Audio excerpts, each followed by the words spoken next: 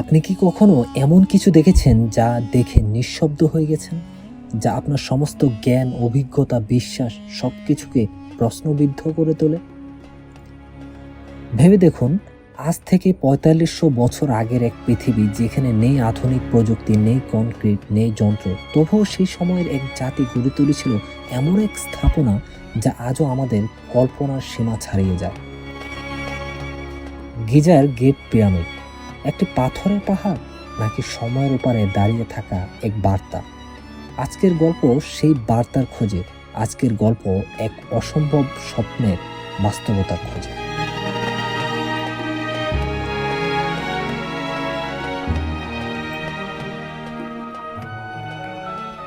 ১৯৮০ এর দশকে বিজ্ঞানীরা আধুনিক প্রযুক্তি ব্যবহার করে পিরামিডের গহীনে এক গোপন কক্ষের অস্তিত্ব আবিষ্কার করেন। এমন একটি কক্ষ যার ভেতরে পৌঁছানোর কোনো দৃশ্যমান পথ নেই। এই কক্ষটি পিরামিডের অভ্যন্তরে দেয়ালের মধ্যেই বন্দী। এরপর তৈরি হয় এক বিশেষ রোবট যা একটি সরু ছিদ্র দিয়ে ভিতরে গিয়ে সেই কক্ষ নজর দিতে পারে। ১৯৯৩ সালে সেই রোবট পাঠানো হয়, কিন্তু কিছু দূর এগোনোর পর সেও থেমে যায়। সামনে দেখা যায় দুটি পাথরের দরজা, যেগুলোর মাঝে বসানো ছিল তামার হাতল। ওখানেই পথ শেষ।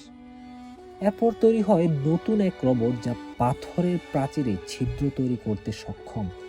সেই ছিদ্র দিয়ে ক্যামেরা প্রবেশ করানো হলে বিজ্ঞানীরা দেখতে পান একটি ৪৫০০ বছর পুরনো বন্ধ কক্ষ, যার ভেতরে লুকিয়ে আছে আরেকটি রহস্য।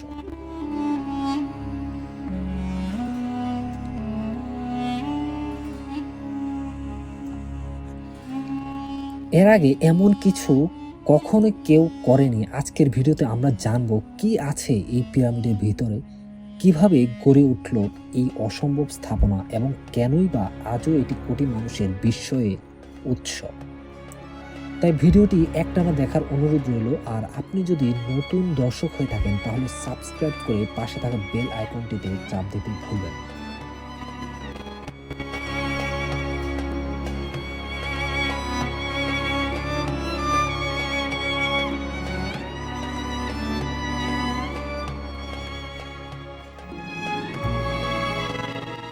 মিশরে পিরামিডের সংখ্যা ১০৮ এর বেশি।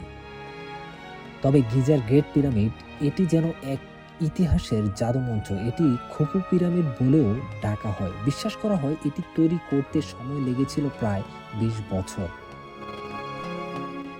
প্রতিটি পাথর এনে স্থাপন করা হয়েছে ৮০০ মিটার দূর থেকে। কিন্তু সেই সময় তো ছিল না আধুনিক যন্ত্র, ছিল না চাকা কিংবা ক্রেন। তাহলে কিভাবে সম্ভব হলো এটি নির্মাণ?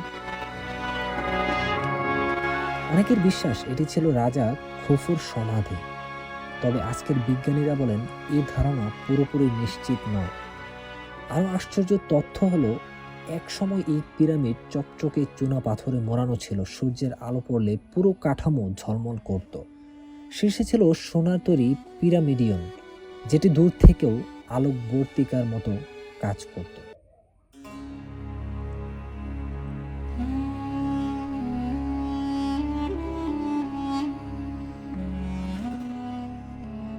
আজকে এর থেকে অনেক পাথর ক্ষয়প্রাপ্ত, আর বালুর নিচে কিছুটা দেবে গেছে। কিন্তু আশ্চর্য বিষয় হলো, এর মাপঝোপ এত নিখুঁত ছিল যে পিরামিডের উচ্চতা ও ভিত্তির অনুপাত পৃথিবীর পরিমাপের সঙ্গেও মিলে যায়।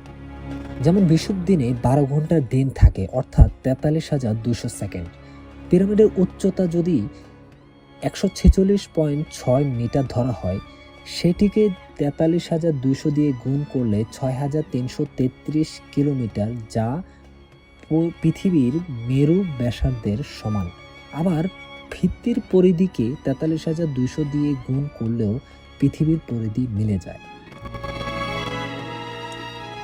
প্রায় ২৩ লক্ষ পাথর ব্যবহৃত হয়েছিল এই পিরামিডে। প্রতিটির ওজন ২ থেকে ৩ টন। আবার কিছু পাথরের ওজন ৮০ টনেরও বেশি। উচ্চতা ছিল এক সময় ৪৮১ ফুট এবং প্রায় ৩,৮০০ বছর ধরে এটি ছিল পৃথিবীর সবচেয়ে উঁচু স্থাপনা। আরও বিস্ময়কর বিষয় হলো, এর ৪টি দেয়াল এত নিখুঁতভাবে উত্তর, দক্ষিণ ও পূর্ব পশ্চিমের দিকে মুখ করে আছে, যখন পৃথিবীতে কম্পাসই ছিল না। কিভাবে সম্ভব? এমনকি পাথর কাটা হচ্ছিল এত নিখুঁতভাবে যে দুটি পাথরের মাঝে একটি পাতলা ব্লেডও প্রবেশ করতে পারে না। তাহলে কি প্রযুক্তিতে, কি উপায়ে এগুলো করা হয়েছিল?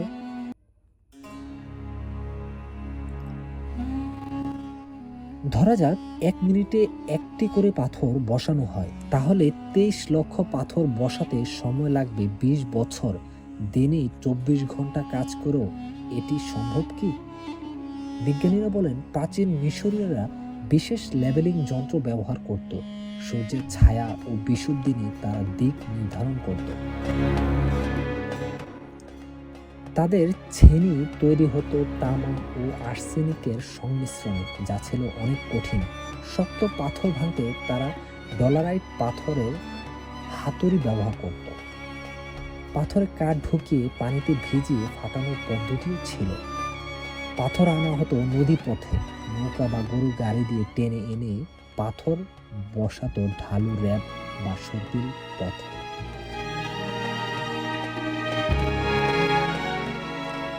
তবু অনেকেই বিশ্বাস করেন এসব প্রযুক্তি প্রাচীন মিশরীয়দের পক্ষে সম্ভব ছিল না। হয়তো এটি তৈরি করেছিল কোনো উন্নতি জাতি, এমনকি ভিন গ্রহের প্রাণী। 2001 সালে আবার এক রোবট পাঠানো হয় যা দ্বিতীয় প্রাচীরে পৌঁছে যায়। সেখানে দেখা যায় কিছু লাল রঙের লেখা, একটি ভাষা যা আজও আমরা পড়তে পারি না। হয়তো এই লেখার মধ্যেই লুকিয়ে আছে পিরামিডের প্রকৃত উদ্দেশ্য, কিন্তু আজও আমরা তা জানি না। এই যেন এক চিরন্তন প্রশ্ন, কে বানিয়েছে পিরামিড? আর আমরা 1000 বছর পরও সেই রহস্যের পিছনে ছুটে চলছি।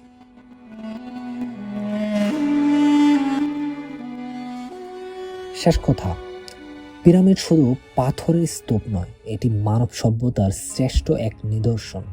কালের কণ্ঠে আজও যার প্রতিধ্বনি শোনা যায়। আপনি কি মনে করেন এর পিছনে লুকিয়ে আছে প্রাচীন প্রযুক্তি, নাকি কিছু আরো গভীর?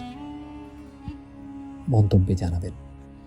ভিডিওটি যদি আপনার ভালো লেগে থাকে, এই রহস্য, ইতিহাস আর অনুভব যদি আপনার মনে একটু ঢেউ তুলতে পারে, তাহলে আমাদের পাশে থাকুন, সাবস্ক্রাইব করুন।